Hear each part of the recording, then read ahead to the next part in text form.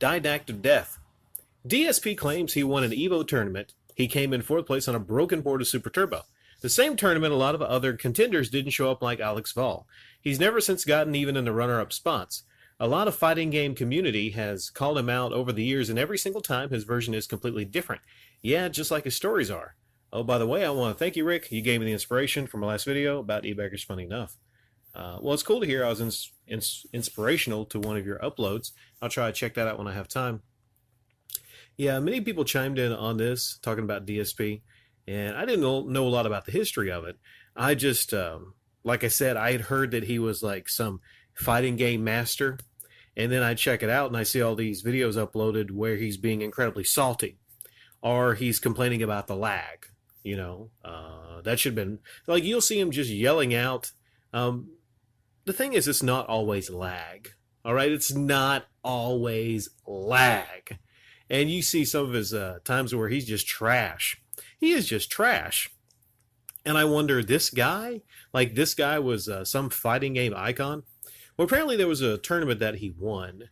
And one of the people that were not in that tournament was Alex Vall.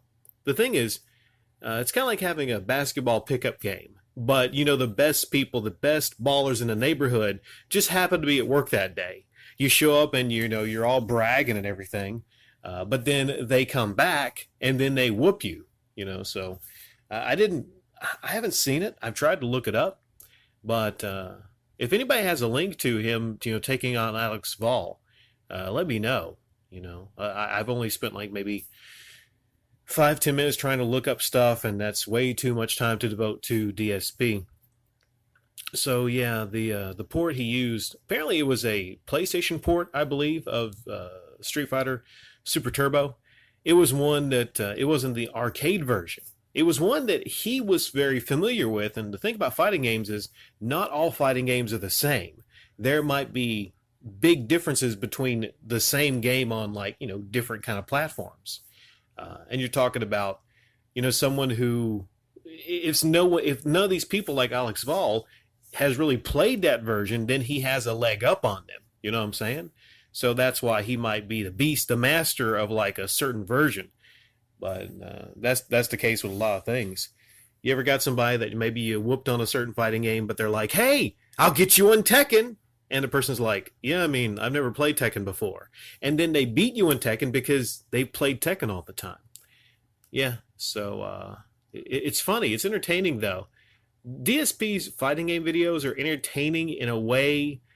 Actually, they're really not that entertaining, just for the salt. If you're into watching someone be very salty about losing, I guess. But I can only stomach so much of that. I just don't see DSP's appeal, to be honest. And on top of that, he's one of the most shameless e-beggars there is. So I just don't get it. I just don't get it. You know? Because if your one call to fame is that you're a fighting game icon, and then that gets exposed, and, you know, shouldn't no one be interested in you anymore? Maybe they just like watching a train wreck, I suppose.